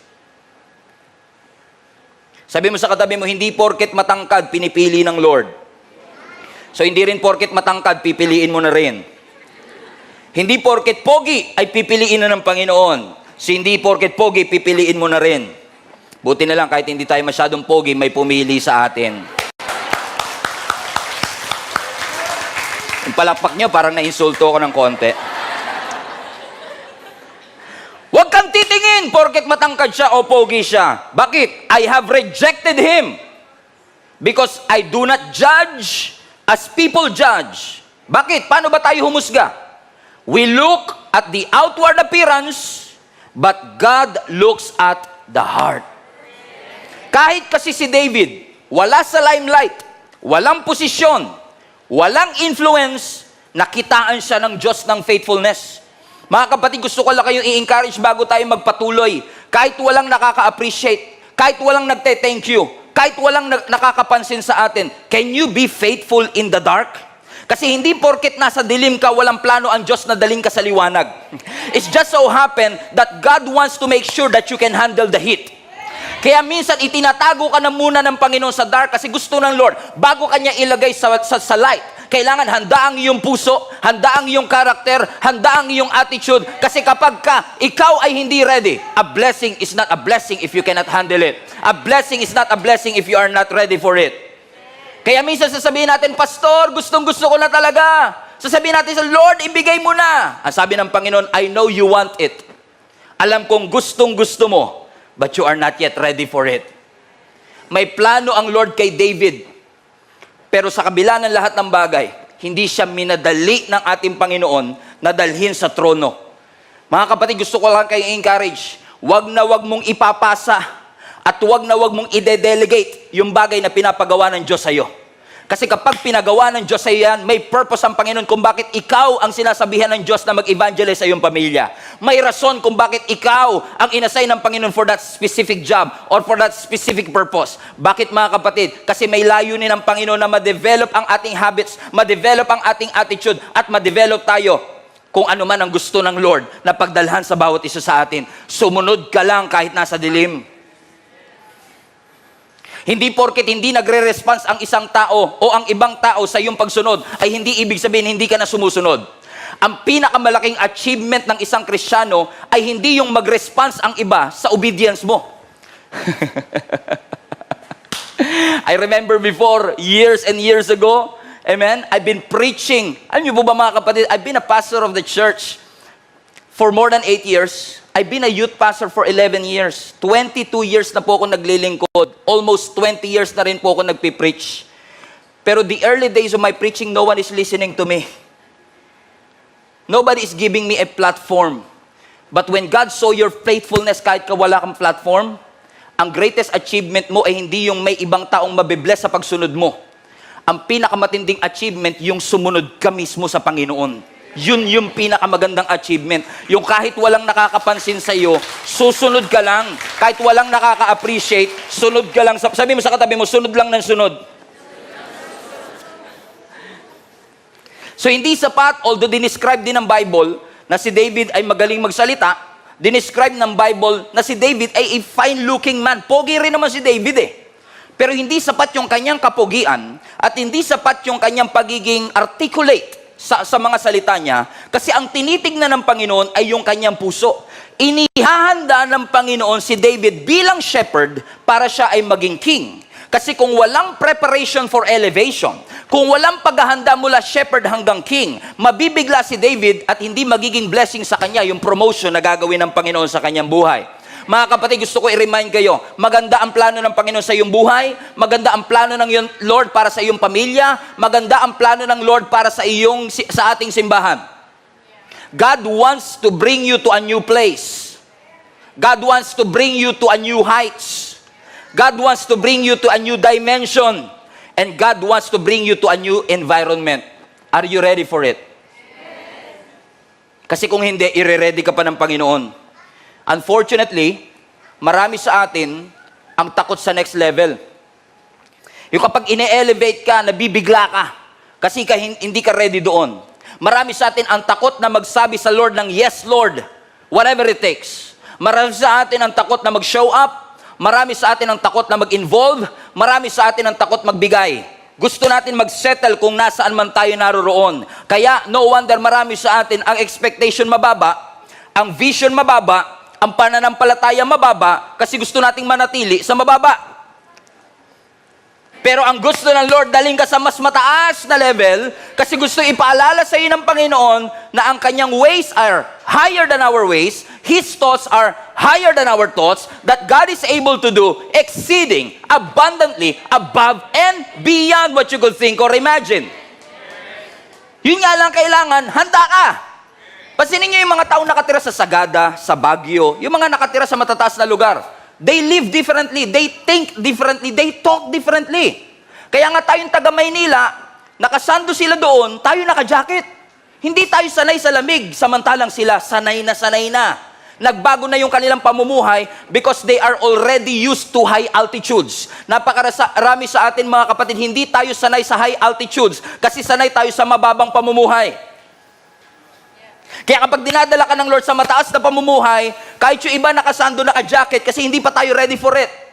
But God wants to bring you to a new heights. Gusto ka ng Lord i-level up.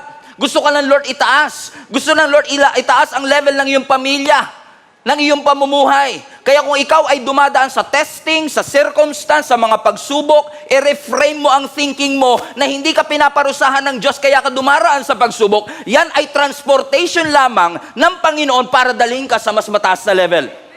It's not your destination. Suffering is not your destination. It's God's transportation for you. Katulad ni David, na siya ay shepherd, hindi yun ang kanyang destination. Although siya ay shepherd, although mayroon siyang gamit na staff, tungkod, pero hindi yun ang kanyang final destination. Kasi ang kanyang final destination, magiging hari siya. But he has to wait. Sabi mo sa katabi mo, you have to wait. You have to wait. Until finally, on 1 Samuel chapter 17, may isang higante na humahamon na ang pangalan ay Goliath. 40 days, sinamon ng mga Israelites, walang gustong lumaban. Until on the 40th day, si Jesse, na tatay ni David, inutusan ng kanyang bunsong anak na si David para magdala ng cheese bread, 4 cheese pizza para sa kanyang mga kapatid doon sa labanan sa Valley of Elah. What's this? Ang unang hawak niya tungkod. Ngayon, ang hawak niya, plastic bag ng cheese bread. Alam niya, anointed siya. Alam niya, siya ang susunod na hari. Pwede niyang sabihin, bakit ako pinaghahawak ng plastic bag? Bakit ako inuutusan na maging grab driver o food panda delivery? Sa aking mga kapatid, hari ako. I'm the next king of Israel. Am I being humiliated? No. Every time na may pinapagawa ang Panginoon sa atin at may pinapahawak ang Panginoon sa ating kamay, hindi yun, God never meant to humiliate you, but to show you humility. Gusto ng Lord maging mababa ang iyong loob. Gusto ng Lord na maging tapat ka kahit na hindi na-appreciate ng iba, tinatanggihan ng iba pero ikaw tatanggapin mo. Kasi gustong i-develop ng Lord ang pagpapakumbaba sa iyo. Hindi ka hinihiya ng Panginoon. Tinuturuan ka lang niyang magpakumbaba para hindi ka yumabang. I remember one of the most important advice that I get, hindi ko alam kung nandito si Daddy Rolly. One of our elders, isa sa pinakamahalagang advice na sinabi niya sa akin bago pa pumutok ang pandemic. Sabi niya, Pastor Stephen, wag na wag lalaki ang iyong ulo. One of the most treasured advice that I get. Alam niyo kung bakit importante sa isang Kristiyano na kahit na pinapalaki pa ng Lord ang church mo, influence mo, ministry mo, na hindi ka dapat yumayabang? Kasi, hindi porket pastor ka na, entitled ka na. We are not entitled, we are entrusted. Kaya nga mga kapatid, napakahalaga, amen, na tayo ay laging reminded na anumang bagay na meron tayo, hindi tayo entitled para dito. Hindi natin pwedeng sabihin, Lord, nagsimba ako nung Sunday, entitled ako ma-bless buong linggo. Lord, nagpray ako ng mahaba kahapon, entitled ako makakuha ng ganito. Lord, nag-antay ako ng 15 years, entitled ako makakuha ng gwapong asawa. No, you are not entitled. Whatever you have, your family, your ministry, whatever gifts and talents, personality that you have, all of these things are entrusted by God. Tayo ay may pride, tayo ay may ego. You cannot make it on high altitude with that kind of attitude. You cannot make it on top kapag ikaw ay may mindset na ganito, may habits na ganito.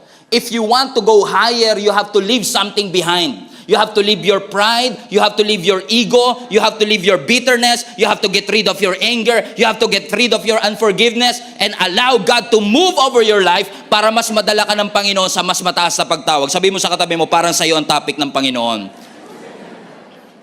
Na tayo ay manatiling tapat sa Panginoon regardless of the circumstances. Marami sa atin mga kapatid, excited tayo sa next season of our life, pero hindi tayo faithful sa now season ng ating Panginoon.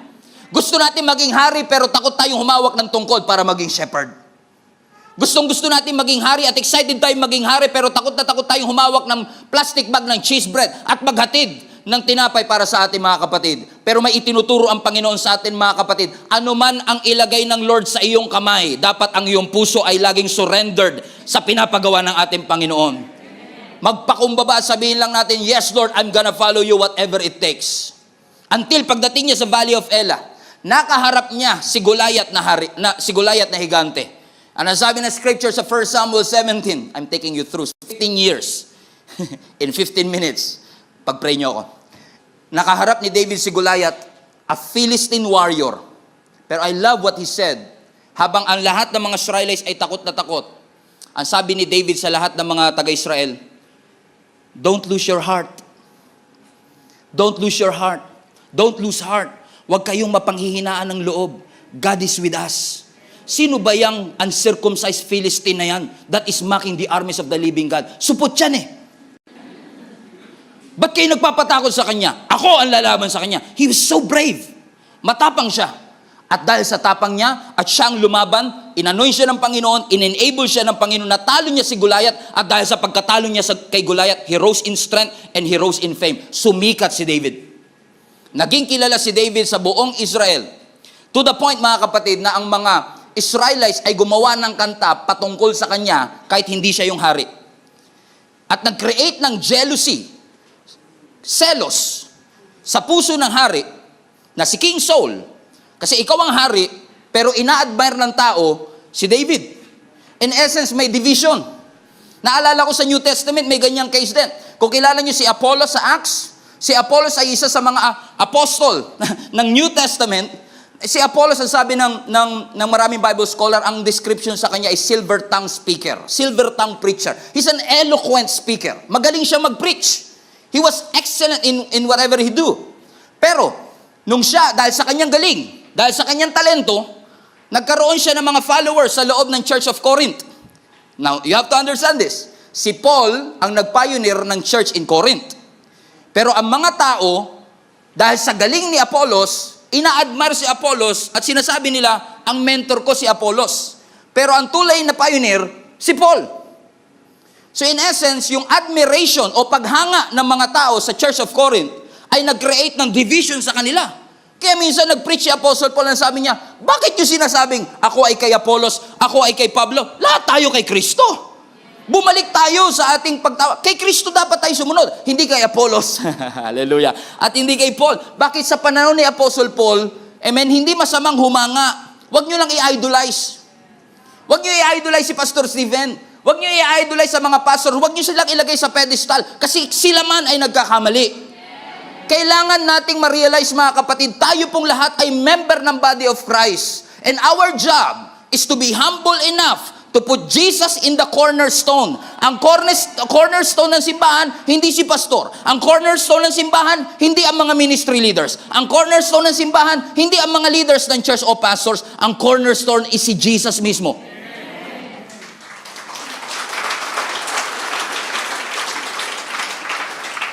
And I heard another preacher, ang sabi niya, kung si Jesus ang cornerstone, bakit gusto mong nasa ibabaw? Ano nangyari kay King Saul? Dahil sa kanyang selos kay David. Kasi yung mga babae sa Israel gumawa ng kanta para sa kanya, yung kanyang jealousy ay naging murderous. Pinursu niya si David kasi gusto niyang patayin si David. Hanggang sa kakapurso niyang mapatay si David, eventually, si Saul mismo ay namatay din. But, watch this. Pero kahit na si David, ang anointed at that time, he never forced his way to his throne. Hindi niya puwersa na mapunta siya at maging hari kagad siya. Nirespeto niya ang sovereignty ng Diyos. Inonor niya ang authority ng Israel. Pinagkatiwalaan niya ang timing ng Panginoon.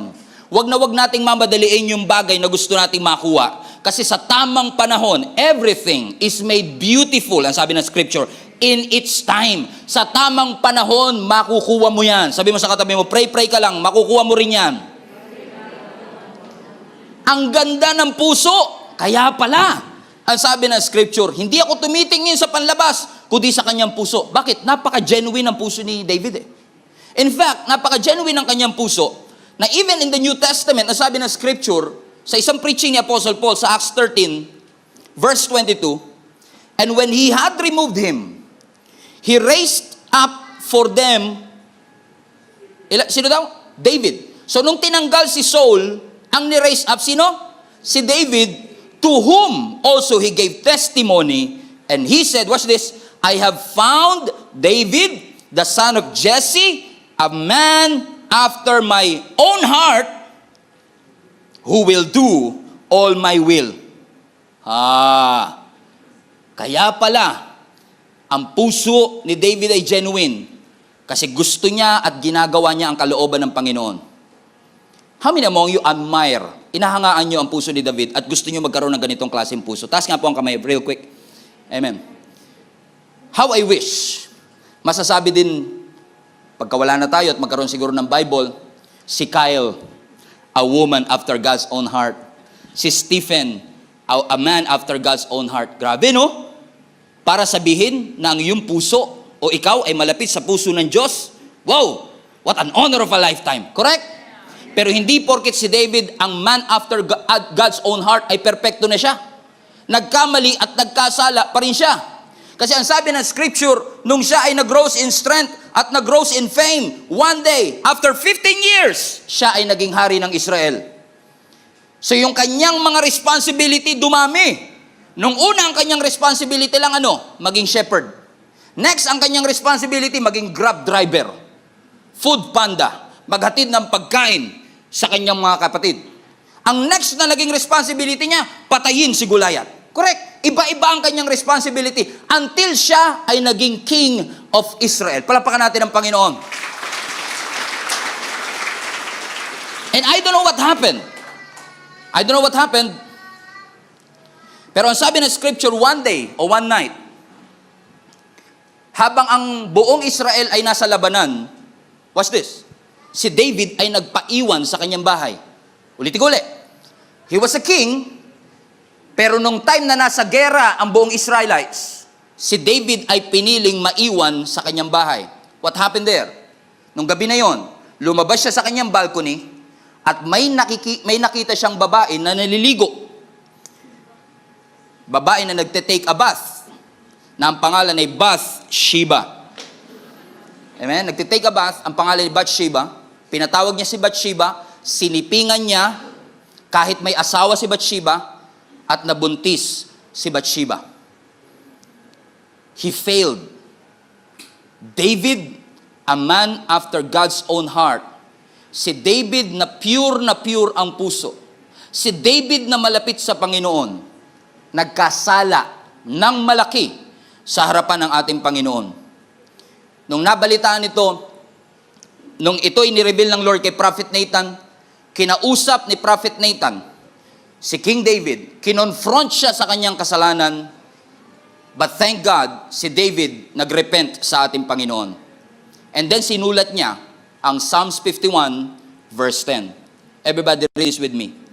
Create in me a new, clean heart, O God, filled with clean thoughts and right desires. Sa ibang translation, create in me a clean heart, O God, and renew a right spirit within me. Now hold on. How did it happen? Nang isang 15 years old boy na sinabihan ng Bible, hindi ako tumitingin sa panlabas na appearance kundi sa kanyang puso kasi ginagawa niya ang kalooban ko. How come na ang isang David na sinabihang a man after God's own heart is the same David na nananalangin, Lord, palitan mo ang aking puso. Create in me a clean heart, O God, and renew the right spirit within me. What happened to his heart? Ano ang nangyari sa kanyang puso? Puso na hinahangaan, puso na malapit sa Diyos, ngayon puso na gusto niyang papalitan dahil sa kanyang pagkakamali. Hindi ba ganito ang istorya natin, mga kapatid? Marami sa atin ang nagsimula na pure. Pero unti-unti, habang tumatagal, natitempt tayo na mag-focus hindi sa pinapagawa ng Panginoon, kundi sa mga bagay na nararanasan natin sa ating buhay. Posible nga kaya, mga kapatid, na minsan sa ating paglilingkod, sa ating pagsisimba, na nung una ang focus natin ay laging nasa Panginoon, pero ngayon ang focus natin, ano ang mga ginagawa ko? Ano ang mga dapat kong gawin sa ministry? Ano ang mga laman ng aking kamay? Ano ang mga tools na meron sa akin? Mga kapatid, tatandaan po ninyo ito. Your heart will always regulate your hand. Kapag tama ang puso, magiging tama ang iyong mga ginagawa. Dinidiktahan ng iyong puso ang gagawin ng iyong kamay. Your hand and your heart is connected to each other. Nakakatakot, mga kapatid, kapag ang kamay natin ay punong-puno ng responsibility, pero ang puso natin ay empty mula sa ating Panginoon. Watch this. Si David, nagsimulang shepherd, walang masyadong responsibility. Pero habang tumatagal, na siya ay napopromote, na siya ay sumisikat, na siya ay nag-grows in strength, na siya ay napunta sa palasyo. Puno ang kanyang kamay, pero ang puso niya gusto niyang papalitan. David has a full hand, but empty heart. Worn out ang kanyang puso. Nagkamali sa harapan ng ating Panginoon. If you got full hands and worn out heart, you are in trouble. Kapag ang kamay mo punong-puno pero ang puso mo ay tuyot na tuyot, you are in trouble. Kapag ang kamay mo nakataas pag nagpupuri pero wala ang puso mo sa iyong pagpupuri, you are in trouble. Dinadaya lang natin ang ating sarili, mga kapatid. Kapag busy tayo sa mga responsibility natin, pero nakalimutan nating ilapit ang ating puso sa ating Panginoon. Kasi anumang ginagawa ng puso mo ay connected sa ginagawa ng kamay mo. It's possible to look whole on the outside but broken on the inside. Kahit malakas, may breaking point. Kahit malalakas, kahit tatay, may limitation. Kahit nanay ay may limitation. At minsan kapag tayo ay hindi naging aware na alagaan ng ating puso, posibleng maging outlet ng iyong brokenness ay yung pamilya mo. Ang maging outlet ng iyong brokenness ay yung anak mo at asawa mo.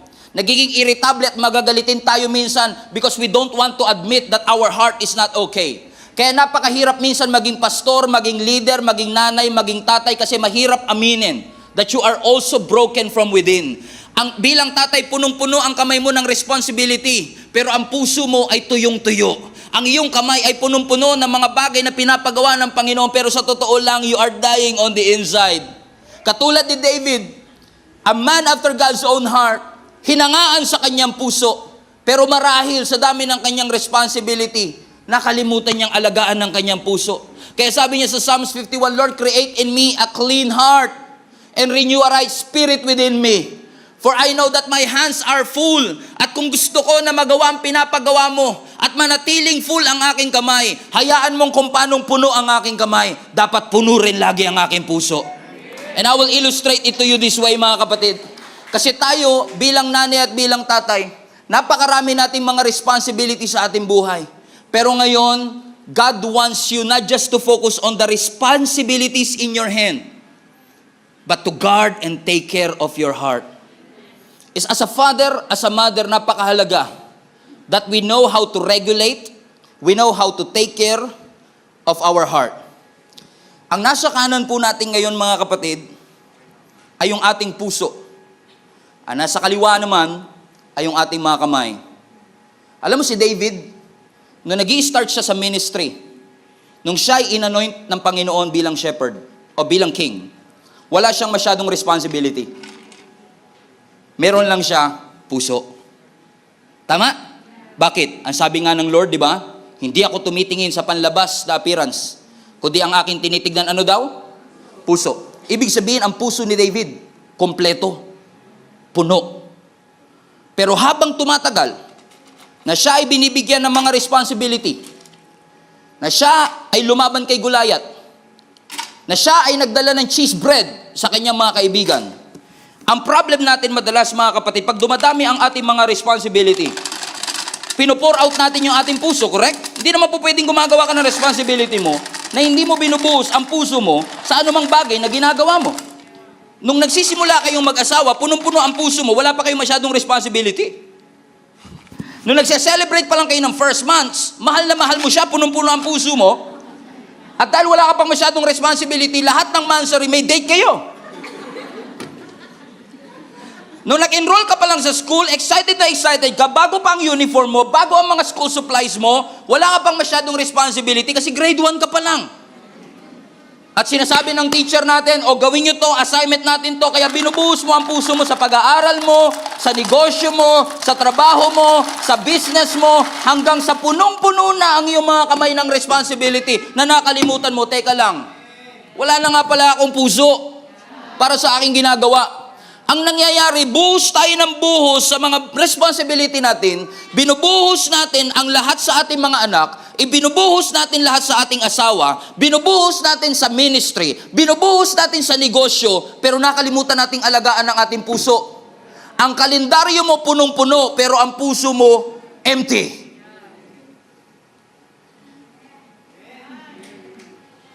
You have to guard your heart. and replenish. Every time na ikaw ay may responsibility, every time pinopromote ka ng Panginoon, every time na dinadagdagan ng Lord ng responsibility, at pumupunta ka sa bagong season, every time na nagkakaroon ka ng bagong tools. Si David, ang una niya lang tool, sling, yung tungkod. Nung naghahati siya ng pagkain, hawak niya? Plastic bag. Dalawa na tools niya ngayon. Yung tungkod, yung plastic bag. Pagkatapos ito, nilabanan niya si Goliath, ano ang tools niya? Yung slingshot. Nung siya'y naging hari, nagkaroon siya ng sword. Nagkaroon siya ng crown. Iba-ibang season, iba-ibang tools. Pero hindi niya kinalimutan yung kanyang pagiging shepherd. Dala niya lahat ng tools. Ang dami niyang responsibility. Shepherd siya, delivery boy siya, king siya, tatay siya. Pero nakalimutan niyang i-replenish ang kanyang puso. And many of us, watch this. If your hands are full and your hearts are worn out, it's a dangerous place to live. It's very dangerous kapag ang kamay natin ay punong-puno, pero ang puso natin ay walang laman. Mga kapatid, gusto ipaalala sa atin ng ating Panginoon ngayon, alagaan mo ang iyong puso. Kung gaano kapuno ang kamay mo, dapat ganun kapuno ang puso mo. Hindi po pwedeng marami kang schedule, marami kang activity, pero ang puso mo ay hindi mo nire-replenish. Kaya napakahalagang umaating ka sa church, gaano ka man ka-busy. Napakahalagang nagbabasa ka ng Bible, gaano ka man ka-busy. Wag mong kakalimutang manalangin, gaano ka man ka-busy. Kasi every time na nagbibigay ka sa business mo, nagbibigay ka sa pamilya mo, nagbibigay ka sa ministry, nauubusan ka sa puso mo. Kailangan mo siyang i-replenish. So every time you come to church, you read the Bible and you pray, your heart, through His presence, are being filled. Yung emptiness, yung kakulangan, yung pagkasaid, ay pinupunan ng ating Panginoon. Buti pa, yung ating mga gitara minsan nakatono, pero yung puso natin, wala sa tono. Napaka-busy natin madalas na wala na tayong time para ipahinga ang ating mga puso. At magtataka na lang tayo, how did I get here? Dati ang punong-puno ng puso ko, excited na excited ako sa ministry. Lagi ako maaga sa ministry. Lagi ako nagsisimba, linggo-linggo. Pero sa dami ng responsibility, sabi pa nga natin, Lord, pagpalain mo ko. Lord, i-bless mo ang business ko. Lord, sana magkaroon ako ng sari-sari store para magkaroon kami ng pang-araw-araw na panggastos man lamang. Nung nagkaroon ng sari-sari store, pinalaki ng Lord ang sari-sari store, in-invite mo sa church, ate, punta ka sa church, ay hindi ko masara yung tindahan ko kasi sayang naman yung bibili. Buti pa yung bibili, inasikaso, yung nagbigay ng tindahan, nakalimutan.